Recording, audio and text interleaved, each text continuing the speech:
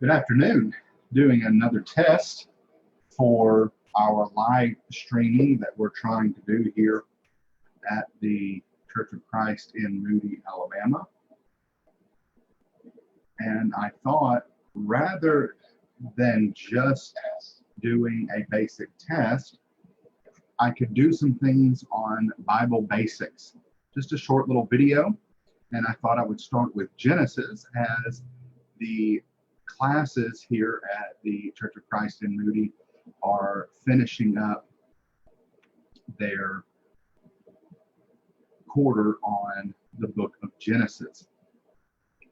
And so what I want to do is just kind of run through a small review of Genesis to kind of refresh everything in their minds, everything we worked on, and maybe it would be of some benefit to you as well.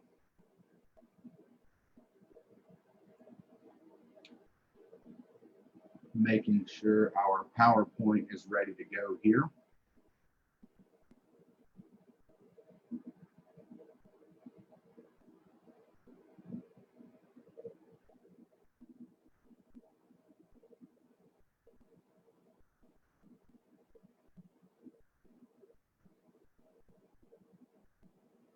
All right. Obviously, the book of Genesis begins not with a defense of who God is or that God exists. The book of Genesis begins with the assumption that God is. Of course, God is.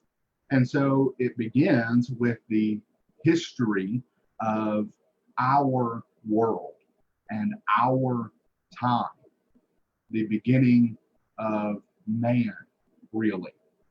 And we understand the 7 days of creation. And there's a good way to help you memorize these days of creation, and that is by putting them into two columns. And the first column goes under the heading of He forms.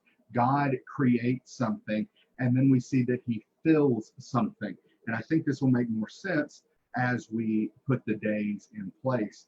Obviously, on day one, God said, "Let there be light," and there was light, and God saw that the light was good. And then on day two, God separated the skies from the seas. And then on day three, God caused the dry land to appear. And so God formed light, or created light. God formed the skies and the seas, and God formed the dry land. Then what we see is that God filled these things. Now, on the light, you're going to have to just kind of go with it. Basically, God gave an origin to the light. It's no longer just Him as the origin of light, which is a pretty good point there that I think John picks up in his gospel. But we see on day 4 that God created the sun, the moons, and the stars. And you see how that connects with day 1. On day 5, God created the birds and the fish. You see how that goes with day 2. And then on day 6, God created land, animals, and man. And you see how that goes with day 3. Now, if you want a brain teaser or something to think about, here's the real question. When did God create penguins? I'll let you think about that for a little while. If you have an answer, you can get back to me on that. And of course, we know that on day 7, God rested. So we talk about these days. We try and think about them, maybe try and memorize them. Maybe this will just provide you a helpful way to organize these. So if you can just remember the first 3 days, then you can match them up with the second 3 by using this He forms, He fills pattern.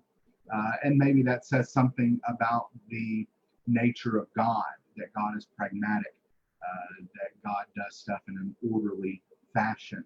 I think that's something that the Bible teaches in other places. So here are the days of creation, if that will be of help. What I want to do to summarize the rest of Genesis, it's actually super easy.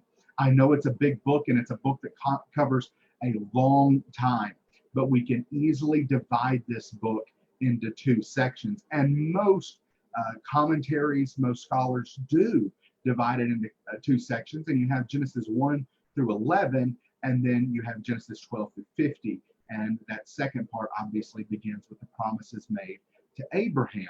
So we start here at the very beginning, and we have 5 events, and these 5 events outline the first 11 chapters of Genesis. Now, obviously, there is more going on. I'm just providing a very quick summary, but maybe this can just give some shape to the book to help you organize some things in your mind. And so the 5 events are creation. Obviously, we begin with creation. And then the second event is the fall, and this includes Adam and Eve and everything we see in Genesis 2 and 3. Then we have the story of Cain and Abel. Then we have the flood in Genesis 6 through 9. And then we have the Tower of Babel in Genesis chapter 11. So right there are just 5 events, and you cover a long chunk of history here, and you get these 5 main events that help us understand chapters 1 through 11, or at least fill a timeline of chapters 1 through 11. You could include in chapter 5 and 10, there's a couple of genealogies there. We won't worry about that for this lesson. So the next section, or the second section of Genesis, is obviously the longer section, but it is nicely divided into 5 people. So the first section of Genesis, you have 5 events. The second section, you have 5 people. And of course, we're going to begin in Genesis chapter 12 with Abraham. Now, Abraham is going to have really about the longest story outside of Joseph. He takes up a lot of time from chapter 12 through the mid-20s until we turn to Isaac's story. But of course, with Abraham, we have the story of him coming out of Ur of the Chaldees. We have the covenant that he makes with God. We have the covenant of circumcision. We have Hagar and Ishmael. We have the birth of Isaac. And then we have the sacrifice of Isaac over in Genesis 22. And so there's a number of stories within the Abraham section of Genesis. The second person in this 5-person division of Genesis is Isaac. Isaac has the shortest story. Isaac is also, I'll throw this in for free, the only one of these patriarchs who is monogamous, who he only has one wife.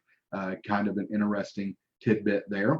And then, of course, the third person is Isaac's son, Jacob. That is his second son. We know the story that develops about Jacob first buying Esau's birthright and then kind of cheating Esau out of his blessing. And that is kind of, in fact, the idea behind Jacob. He is a bit of a cheat. And he meets his match when he goes and hangs out with Uncle Laban for a little while. And then the next section is really, we need to understand Judah, and maybe I should put him 5th. But the promises that are made to Abraham and passed down to Isaac and passed down to Jacob are passed down to Judah. And so that is actually going to be the biblical thread, is going to go through Judah. Obviously, we see that with King David. And then as we open up to the New Testament in Matthew 1, we see the importance of that for Jesus Christ. So the promises follow Judah. The story, however, really follows Joseph. And we know of Joseph's favoritism in the eyes of Jacob, as Jacob gives him the coat of many colors, most likely a long-sleeved coat. And the brothers' dislike of Joseph, you can kind of understand that a little bit. If Joseph was the favorite, lovey-dovey child of Jacob. And then we see Joseph being sold to Egypt, and we see this kind of 2 steps forward, 1 step back pattern as he finds himself in Potiphar's house. Then he finds himself in prison, and then finally finds himself as the counselor for Pharaoh and winds up saving the maybe the known world, especially his people, his brothers. And that's where the story kind of turns and comes full circle as his brothers come down to Egypt to get food and they have to see Joseph. And so Joseph saves the day. He saves Egypt, he saves his family. He is really maybe even almost more powerful than Pharaoh himself as he has saved everyone. And that is really where the book of Genesis ends, actually ends with Jacob's death. The brothers are afraid that Joseph is going to pay them back now that Jacob is gone. But that's where the story ends. And then Exodus picks up after some time. There arose a king in Egypt who did not know Joseph. And so the story continues. Again, it's not just a cutting off at Genesis 50. This is a continuing story. We see that is made very clear by its one author, Moses, the Holy Spirit. And we see that continuation of the story. And maybe we'll look at Exodus next time. I hope this provides just a nice review, kind of a couple of things maybe to help you know what's going on in the book of Genesis, a way to keep some things in mind, to memorize some things in the days of creation and the structure of the rest of the book of Genesis. So I hope that was helpful, and we will maybe pick up at another time on a later day.